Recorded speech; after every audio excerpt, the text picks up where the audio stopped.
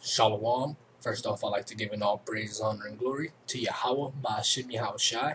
Secondly, I'd like to give double honor to the apostles and elders of Greatmillstone, who rule well, who taught us this truth, and a shalom to all the Akim out there pushing this word diligently. Alright, so this is, I'm guessing the fourth installment. The fourth installment on top 10 things pastors are telling you, alright? And this one is that you're living in the end times. Right? And this is an important thing to understand. Being able to recognize that you're living in the end times is something basic that anyone who is so-called in the scriptures should be aware of. Alright? There's been many things, going on around the world within the last few days. Just this week, it's been a hot week when it comes to current events. A few weeks ago you had this Syrian gas thing, which led to the U.S. Responding and bombing an airfield in Syria where those planes who dropped the chemicals supposedly, came out from. I don't believe that they actually did. I think this was just a false flag by the U.S. This other thing here is talking about the mother of all bombs. Yeah, the mother of all bombs. This happened in This article was published the 19th. Alright? So this is all fairly recent stuff. Okay? So this is this bomb was dropped in a ISIS depot. This is the largest bomb that the US has. It was dropped in a ISIS depot. And it destroyed a lot of people and destroyed a lot of things. Alright? There's a video on it.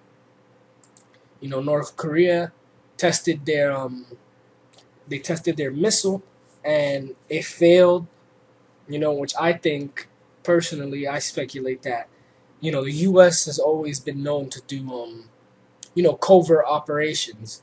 I really believe that the US just used some hackers or something like that to destroy to make this missile fail. But this is some stuff that's been going on, alright? There's some stuff that's been going on. This was on North Korea. And, in general, like any news outlet that you go to, if you just go to the news section, you're going to see how just things all over the world are going on. And that's in the scriptures, alright?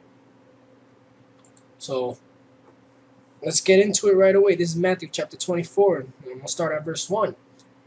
And Jesus, or Yahushai, went out and departed from the temple, and his disciples came to him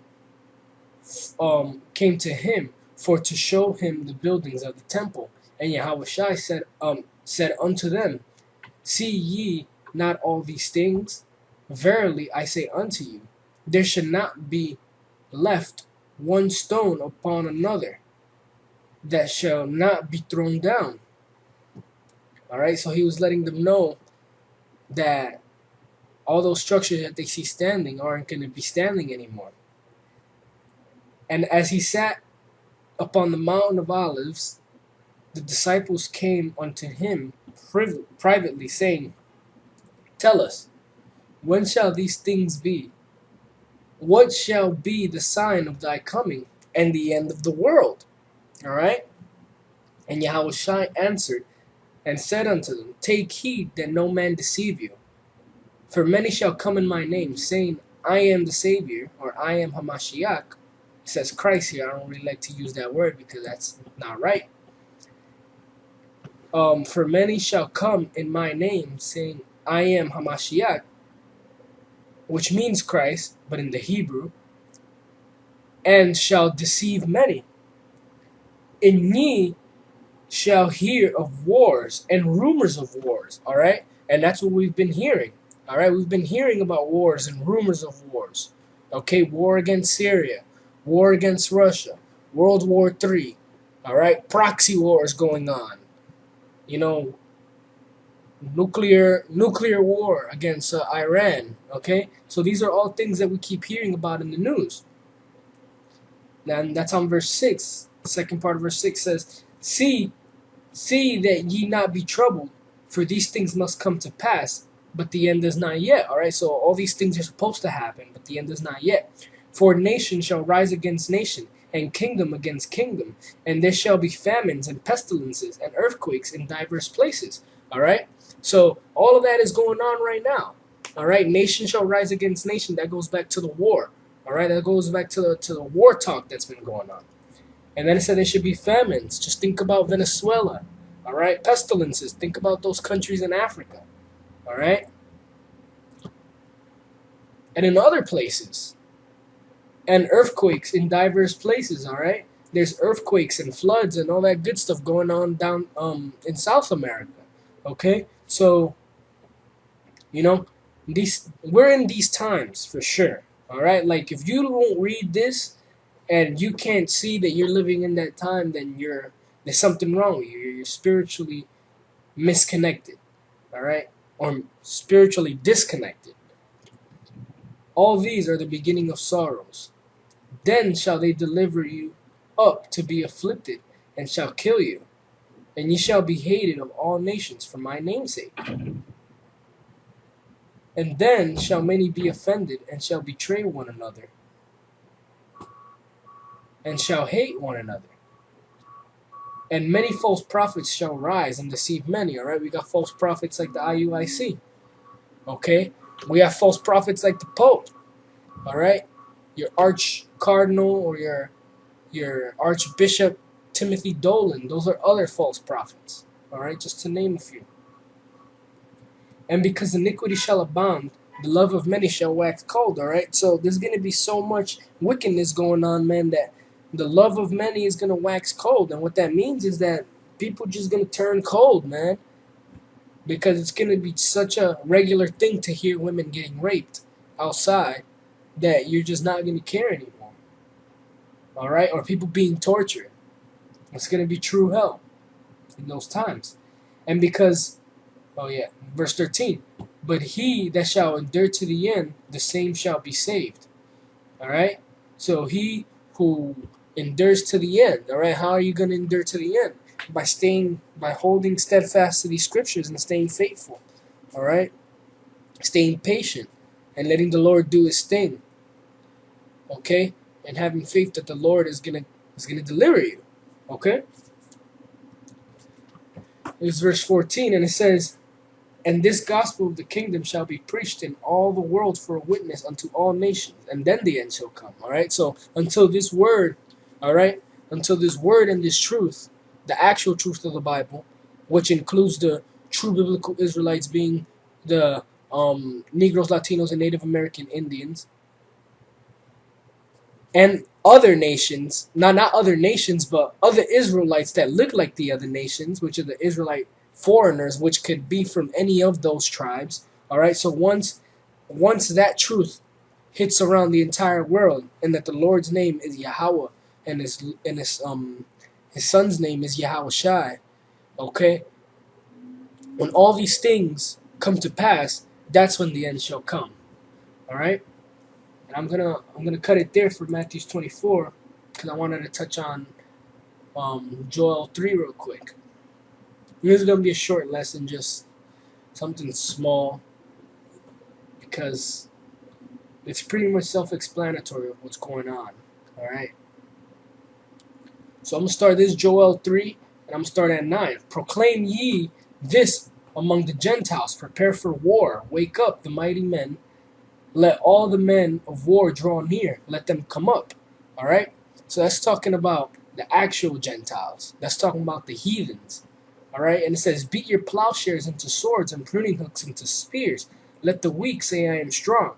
All right? So beat all your agriculture. So whatever money is going into your agriculture or whatever mode of economy you have, make sure that you're, forget about that and work on your defenses, all right? That's what the scripture is saying. See, beat your plowshares and pruning hooks into spears. Beat your plowshares into swords and pruning hooks into spears. All right, these are instruments that are originally used for agriculture, but it's saying to turn them into spears and let the weak say, I am strong. So why is the weak going to say, I am strong? The weak is going to say, I am strong because now the playing field is level.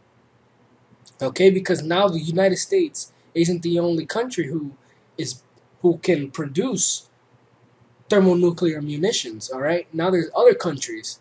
All right, you got smaller countries that are able to do the same thing. Countries like India. All right, countries like North Korea. All right, countries like Iran. Smaller countries that were considered third world powers at one time now are saying, I am strong. All right. Verse 11, assemble yourselves and come, all the heathen, and gather yourself together round about, thither, cause thy mighty ones to come down, O Lord. Let the heathen be wakened and come up to the valley of Jehoshaphat. All right, in the Hebrew, that word is Yahweh. And that's that area in the Levant, all right, in the Middle East, where the Lord is going to judge all nations. Okay? And that word Jehoshaphat again means Yahweh, which means the Lord's judgment. All right? And it says, for there I will sit to judge all the heathen round about. Put ye in the sickle, for the harvest is ripe. Come, get you down, for the press is full. The fats overflow. Their wickedness is great. All right? So it's time for war. That's what it's talking about. It's time. All right? It's harvesting time. It's time for war. All right? It's time to get this done. Okay? Multitudes. Multitudes in the valley of decisions, for the day of the Lord is near in the valley of decision. All right? And again, that valley of decision is synonymous with Jehoshaphat, which is that area in the Levant, all right, in the Middle East, also known as the Middle East. Okay? And then it goes on to say, the sun and moon shall be darkened, and the stars so withdraw their shining. Why is that? Because of the of the smoke. All right? Because of the smoke created by the destruction. All right? And yeah, I mean, I'm gonna cut it there. But yeah, man, we're living in the end times. All right? Rumors of wars are going on. All hell's breaking loose in diverse places. All right? You just gotta really pay attention to what's going on. All right, if you were to pay attention to what's going on, you'd be able to put the pieces together and understand that we're living in the end times, which is something that your pastor isn't going to tell you because it's going to create panic. It's going to make you ask questions, and that's a problem because the pastor doesn't have all the answers to your questions, and he might have the answers to all your questions, but it might not be profitable for him to do so, so he won't. All right, so top 10 things pastor isn't telling you. You're living in the end times. All right, shalom, and I hope you brothers will edify.